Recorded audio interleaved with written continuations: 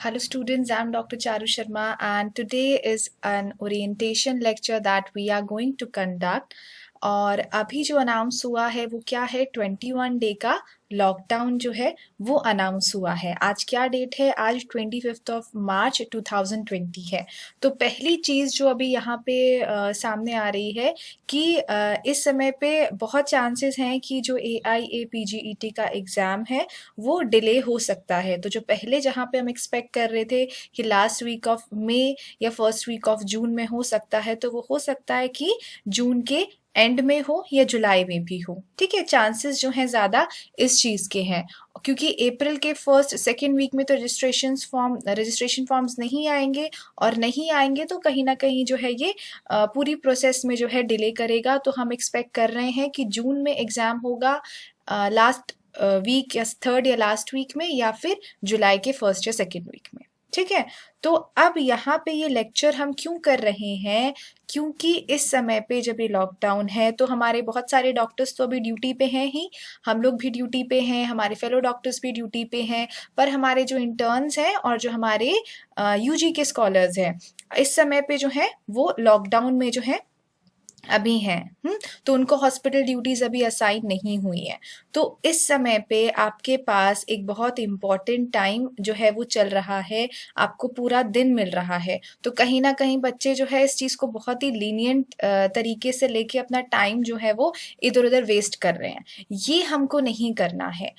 आप घर पे हो, आप जो है पेरेंट्स के साथ हो, ठीक है, थोड़ा टाइम आपने एंजॉय करना है, बट उसके साथ साथ जो है आपको अपनी पढ़ाई इस समय पे कंटिन्यू करनी है। इस समय अपने आप को ढील देनी है, ना आपको अपना शेड्यूल जो है वो ढीला करना है। ठीक है, क्योंकि अगर इस समय से पहले आप बहुत अच्छी पढ़ाई नहीं कर रहे थे तो आपके पास फिर से वो चांस है कि जो चीज़ें आपने छोड़ी हैं, जहाँ चीज़ें आपने गड़बड़ की हैं, उनको आप अच्छे से सुधार सको। और आपके पास बहुत अच्छा टाइम है कि इस समय पे आप सब चीज़ें रिकवर करके वापस से जो है अपनी लाइन पे आ जाओ। ठीक है, तो बाहर से क्या है, बाहर से भले ही लॉकडाउन है पर अंदर से we have to open up. बाहर से लॉकडाउन, अंदर से ओपन अप। अंदर से ओपन अप कहाँ करेंगे? जब हमारा दिमाग जो है वो आइडियाज इस समय पे जनरेट करेगा। और इस समय पे देखो डिस्ट्रैक्शंस बहुत कम है, आपके पास बहुत ज़्यादा जो है कोई और एक्टिविटीज़ नहीं है।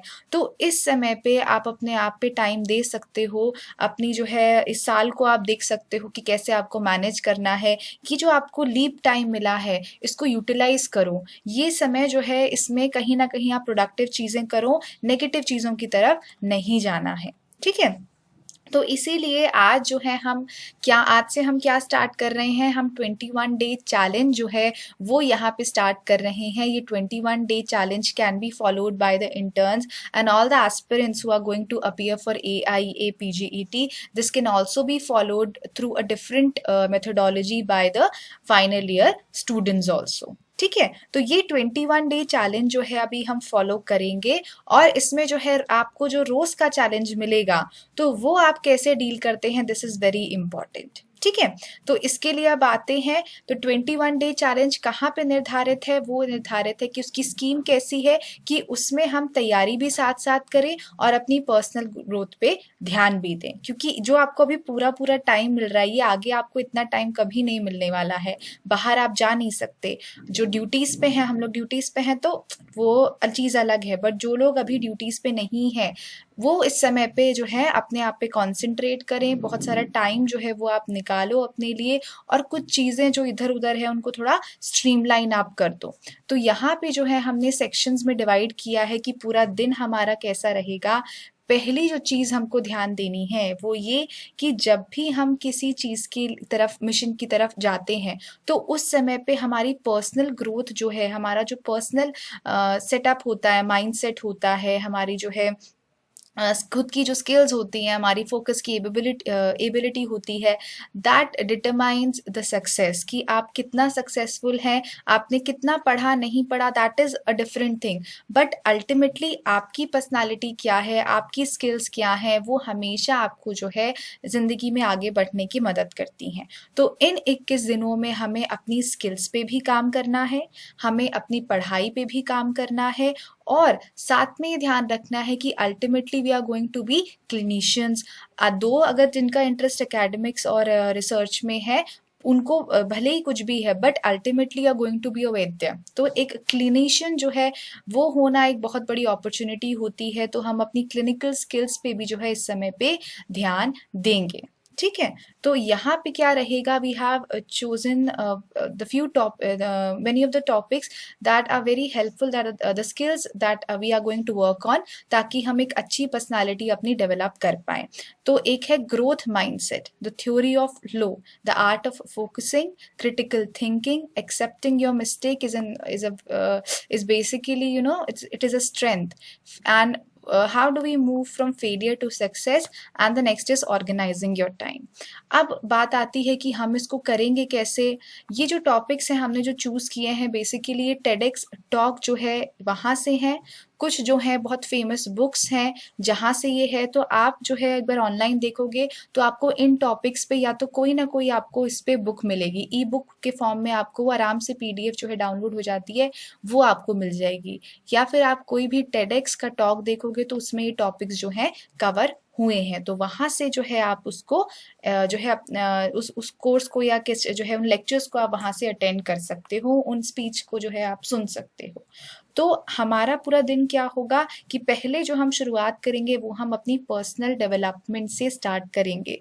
तो ये सब टॉपिक्स जो है यहाँ पे दिए गए हैं, इससे रिलेटेड टॉपिक्स जो हैं बेसिकली जब हम इन चीज़ों को देखते हैं तो कहीं ना कहीं रेजोनेट करती हैं संहिता में जो क्वालिटीज दी गई हैं एक वैद्य की क्या होनी चाहिए, और उसकी जो है उसकी टेक्निकलिटीज क्या होती हैं वो यहाँ पे कोड डाउन है कि उसको क्रिटिकल थिंकिंग, तर्क जो है उसका बहुत अच्छा होना चाहिए, एक्सपीरियंस उसको होना चाहिए, और जहाँ पे आप गलती करते हैं तो आपको पता होना चाहिए कि आपकी गलती कहाँ है और उसको लेके आपको खड़ा होना है कि हाँ मैंने गलती कर दी है, नेक्स्ट अब मुझे क्या करना है। ये सब अगर क्वालिटीज हमारे अंदर होती हैं तो हम लाइफ में किसी भी जगह पे हैं, कहीं भी हैं, हम हमेशा उस चीज में जो है एक्सेल जरूर करते हैं। ठीक है, तो पहला सेक्शन हमारा रहेगा ये।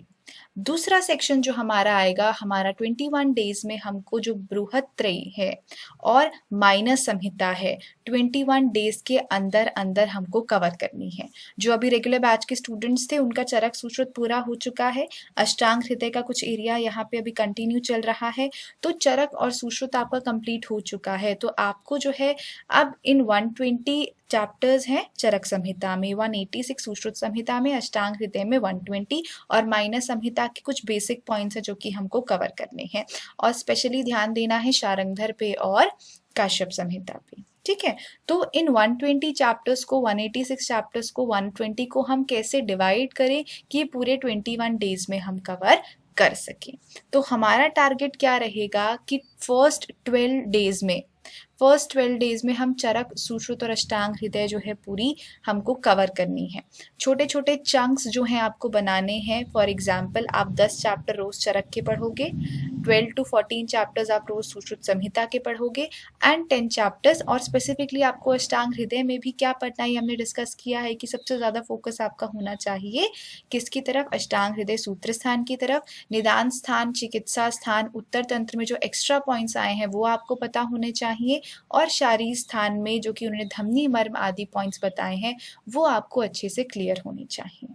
ठीक है, तो ये जो है हमारा मेजर संहिता का पार्ट। फिर उसके बाद हमारा ये कवर होगा 12 डेज में। तो नेक्स्ट जो दिन बचेंगे उसमें हम जो है पूरा स्थान, पूर्वार्ध जो है ऐसे करके हम उसको रिवीजन में लेंगे, और फिर दोबारा हम लोग क्या करेंगे, दोबारा हमको जो क्या करना है, जो माइनर संहिता है वो हम साथ साथ लेना स्टार्ट करेंगे। तो उसके बाद आता है थर्ड सेक्शन। थर्ड सेक्शन में we will be focusing on the modern subject, modern area as well as subjects. तो सब्जेक्ट में जैसे फर्स्ट ईयर के सब्जेक्ट में आपको पता है इतिहास है, पदार्थ विज्ञान है, संस्कृत है, तो वहाँ जो है आपको रोज एक एक सब्जेक्ट जो है लेके चलना है। और मॉडर्न के आपको 2-2 सब्जेक्ट रोज लेके चलते हैं, जैसे आना फिजियो आप एक दिन कवर करो, नेक्स्ट डे कुछ और कवर करो, या फिर इतिहास और पदार्थ भी आप एक साथ ले सकते हो। तो अपना जो है ये शेड्यूल आपका 10 आवर का शेड्यूल बनेगा। ये 10 आवर के शेड्यूल में आपको ये देखो ये पूरी चीजें करनी ही है। इस 10 आवर को आप 12 भी बना सकते हो, 14 भी बना सकते हो, हो कि आप कितने अच्छे से उसको कवर करना चाहते हो।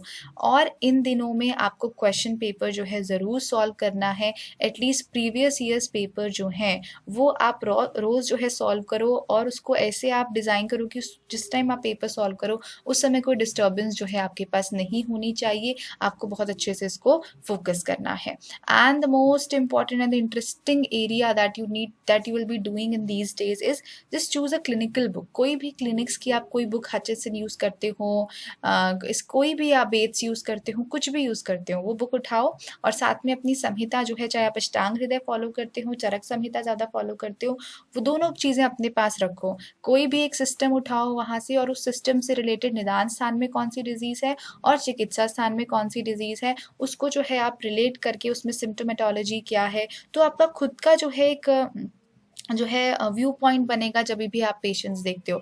फॉर एग्जांपल, अगर आपके पास कोई कफ का पेशेंट आता है, अप्रोच टू द पेशेंट क्या होनी चाहिए, कफ जो है आपको कौन कौन से पेशेंट्स में मिलता है, क्या क्या अंडरलाइंग पैथोलॉजी होती है, फिर उसके बाद जो है इस कफ से लेके आप कहाँ जाओगे, ऐसे सभी डिसऑर्डर्स जिसमें कि कास एज अ सिम्टम दिया हुआ है।